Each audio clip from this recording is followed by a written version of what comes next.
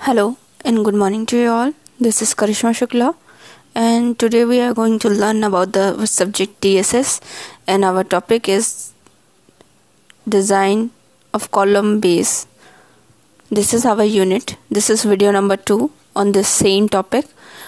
Now today we are going to solve the question related to slab column base, and our question is design a slab base for a column of section ISMB section 350 at the rate 67.44 kg per meter to carry a factored load of 1200 kilonewton. Assume grade of steel 410 and grade of concrete M15. तो अपने पास यहाँ पे question आ गया है. Question के accordingly अपन को क्या करना है, स्लैब बेस डिज़ाइन करनी है. मतलब जो आपका बेस सेक्शन है बेसिकली उसको डिज़ाइन करना है. तो सबसे पहले अपन आ जाते हैं गिवन पे. तो गिवन सबसे पहले अपने पास क्या है, फैक्टर्ड लोड दे रखा है. अब फैक्टर्ड लोड किलो न्यूटन में है, आप उसे न्यूटन में कन्वर्ट कर लीजिए क्योंकि अपन वैल्यूज सबको शॉर्ट करेंगे. नेक्स्ट अपन इसी में क्या करते हैं, बेयरिंग स्ट्रेंथ निकाल लेते हैं. तो बेयरिंग स्ट्रेंथ निकालने के लिए अपने पास फॉर्मूला क्या दे रखा है, 0.45 इंटू जो भी आपका FCK दे रखा हो. FCK अपन के पास यहाँ पे M15 है. M15 की वजह से अपन ने यहाँ पे 15 लिख दिया. तो इसको मल्टीप्लाई करके अपने पास वैल्यू कितनी आई, 6.75 न्यूटन पर mm².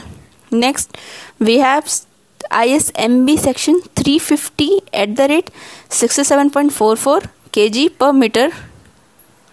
अब ये अपने पास सेक्शन ऑलरेडी गिवन है. In that case you have to open your steel table and just pick up the values that you need or that you have wanted, है ना.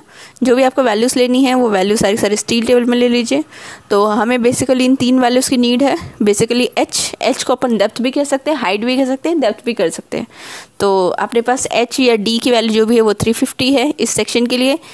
B या width of flange जो है अपने पास वो कितनी है, 250 mm. TF thickness of flange अपने पास 11.6 mm है. ये अपने पास 3 वैल्यूज आ गई. नाउ आप अपन स्टेप 1 में आ जाते हैं. स्टेप 1 में एरिया निकाल रहे हैं एट फर्स्ट. तो एरिया के लिए अपन ने क्या किया, फॉर्मूला दिया हुआ अपने पास P अपॉन जो भी आपके पास आपकी यहाँ पे बेयरिंग स्ट्रेंथ निकलेगी. तो या तो आप डायरेक्टली 0.45 इंटू 15 लिख सकते हैं या FCK लिख सकते हैं. P अपॉन पॉइंट जो भी आपका आया था वैल्यू 0.45 इंटू FCK वैल्यू करके अपने पास एरिया ये आ गया. ये अपनी स्टेप नंबर 1 कंप्लीट हो गई. मतलब अपने पास जो रिक्वायर्ड है एरिया है वो ये है, ए रिक्वायर्ड आ गया.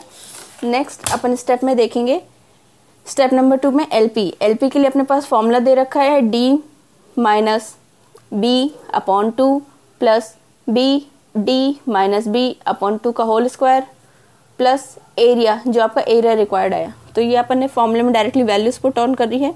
वैल्यूज पुट ऑन करने की वजह से अपने LP की वैल्यू आई थी 472.3 mm. तो अपन ने सिमिलर टू कर दिया 475 mm के. तो अब अपनी LP की वैल्यू सिमिलर टू है तो अब अपन LP की वैल्यू ये वाली अडॉप्ट करेंगे. नेक्स्ट इसी में ही अपन BP भी कैलकुलेट करते हैं. तो for BP we have formula B plus 2 into small a. तो यहाँ पे स्मॉल ए है. अब स्मॉल ए के केस में अपन क्या करें, सबसे पहले स्मॉल ए की वैल्यू निकालेंगे. स्मॉल ए की वैल्यू निकालने के लिए अपने पास फॉर्मूला है 1/2 इंटू LP माइनस D. ये अपने पास फॉर्मूला गिवन है. अब इसमें LP की वैल्यू अपन ने जो अज्यूम करी है अब या फिर मान ली सिमिलर टू वो वाली वैल्यू लेंगे, मतलब 475 लेंगे. माइनस D की वैल्यू अपने पास ऑलरेडी गिवन है जो अपने पास हाइट या डेप्थ ऑफ द सेक्शन आया है ISMB सेक्शन, तो 350. तो A की वैल्यू अपने पास आ गई. नाउ अब इसी वैल्यू को अपने ऊपर वाले इक्वेशन में पुट करेंगे, मतलब इस वाले फॉर्मूले में पुट करेंगे. तो B की वैल्यू भी अपने पास जो अपने पास B की विड्थ ऑफ फ्लेंज B की वैल्यू 250 प्लस 2 इंटू जो की वैल्यू वो पुट किया तो BP की वैल्यू आ गई अपने पास. नेक्स्ट अब इसी में चेक लगाना था अपन को. चेक क्या लगाना था कि LP into BP should be greater than area required. जो आपने A की वैल्यू निकाली है उससे ये ज़्यादा होनी चाहिए.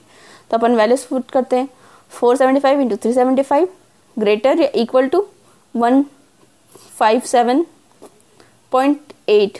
5 बार 7 है इसलिए मैंने 57 बोल दिया है ना. ये 5 बार 7 है यहाँ पे 5 10 7. तो इन दोनों को सॉल्व करके अपनी वैल्यू ये आ गई. ये वैल्यू इस वाली वैल्यू से ग्रेटर है, हेंस ओके. तो यहाँ पे अपनी एक स्टेप खत्म होती है जो स्टेप नंबर 2 है. नेक्स्ट अब स्टेप नंबर 3 की तरफ बढ़ते हैं. स्टेप नंबर 3 में अपन लोड निकालते हैं. तो W की वैल्यू निकालनी है अपने पास. तो W की वैल्यू निकालने के लिए अपने पास फॉर्मूला क्या दे रखा है, P/LP इंटू BP।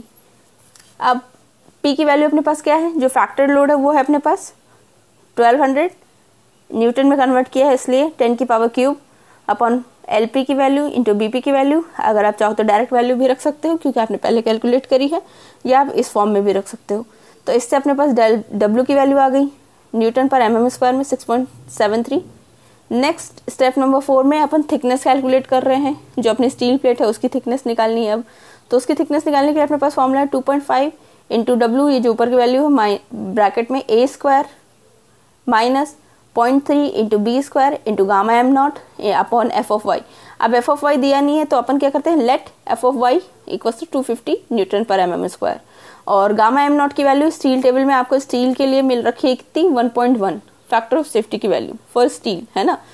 तो आप सबसे पहले A की वैल्यू अपन ने पहले कैलकुलेट कर रखी है स्टेप नंबर 2 में, तो अपन डायरेक्टली वैल्यू भी रख सकते हैं या फिर दिखा सकते हो आप चाहो तो दोबारा, है ना। तो मैंने तो डायरेक्टली यहाँ पे फॉर्मूला लिखा है और वैल्यू रख दी है। Now for value of small b we have 1/2 into BP minus B।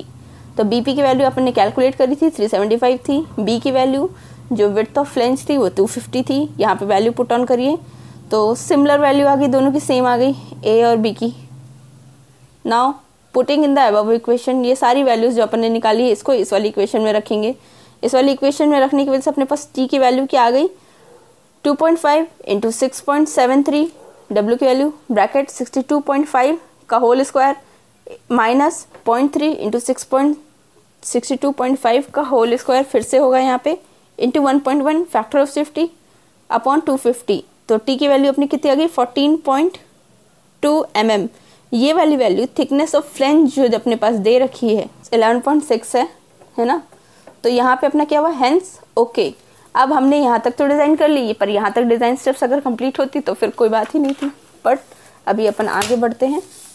तो last but not the least ये आपको लिखना पड़ेगा, hence the design base plate is 475, जो अपने पास BP की वैल्यू LP की वैल्यू आई इंटू BP की वैल्यू 375 इंटू T की वैल्यू जो आपने निकाली 16 mm, है ना। 16 mm के नियर बाई मान लो, क्योंकि इससे कम की बेस प्लेट अगर आप लगाते हो तो वो बहुत ज़्यादा वीक हो जाएगी। 14 है, 15 तो देंगे नहीं अपन, तो डायरेक्टली किस पे पहुंच जाते हैं, सिमिलर टू 16 पे। तो put concentrically below the column, मतलब कॉलम है उसके नीचे अपन ने बेस प्लेट प्रोवाइड कर दी स्लैब बेस पे, वो अपनी ये साइज की है।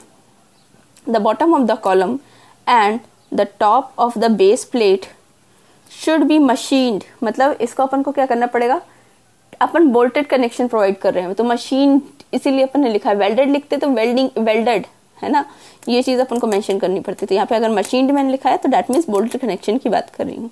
So that the load is transferred for complete bearing, जो भी अपनी बेयरिंग आ रही है, अपनी अपन ने बेयरिंग की भी वैल्यू निकाल रखी है ना, 0.45 इंटू FC के, उससे अपन बेयरिंग स्ट्रेंथ भी निकालने हैं। तो अपना मतलब कुछ ना कुछ बेयरिंग आ रही है जो उस कंक्रीट के ऊपर, उस चीज़ के लिए, ठीक है। अब for connection purpose provide nominal size connecting angle ISA section 75 into 75 into 8 mm।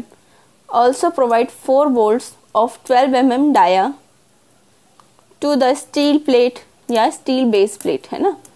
अब देखिए यहाँ पे मैंने क्या बोला है, सबसे नॉमिनल साइज, मतलब सबसे पहला जब ISA सेक्शन अगर आप उठाते हो तो वो सेक्शन क्या है अपना 75 इंटू 75 इंटू 8 mm, सबसे फर्स्ट सेक्शन है, ठीक है। अब मैंने क्या किया, यहाँ पे क्या बोला, मैंने नंबर ऑफ बोल्ट्स 4 प्रोवाइड किए। तो अब देखो मेरे पास एक सेक्शन है, उसमें मैं 4 बोल्ट कैसे प्रोवाइड करूंगी, 2 बोल्ट तो मैं कॉलम से अटैच करने के लिए प्रोवाइड करूंगी और 2 बोल्ट्स मैं बेस प्लेट से अटैच करने के लिए प्रोवाइड करूंगी, या फिर चारों बोल्ट्स मैं एक ही डायरेक्शन में प्रोवाइड कर सकती हूँ, है ना। दोनों ऑप्शन है मेरे पास।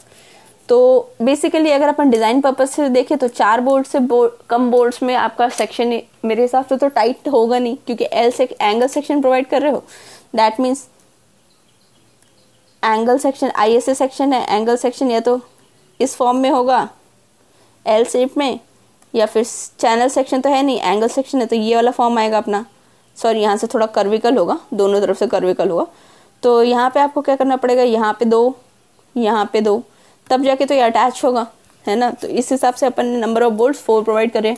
अब 12 mm इस वजह से, क्योंकि 12 mm सबसे नॉर्मल है, 8 mm 10 mm प्रोवाइड करोगे वो जल्दी से जल्दी ब्रेक हो जाएंगे, वहीं 12 mm 14, 16, 18, 20, 22 they are much more better, है ना। तो इस वजह से अपन ने ये प्रोवाइड किया है। तो ये चीज़ ऑप्शनल है, लेकिन लिख दोगे तो ज़्यादा बेटर है। सो आज की क्लास हम यहीं एंड करते हैं। नेक्स्ट क्लास में हम आगे के क्वेश्चंस देखेंगे या आगे कोई नया टॉपिक देखेंगे।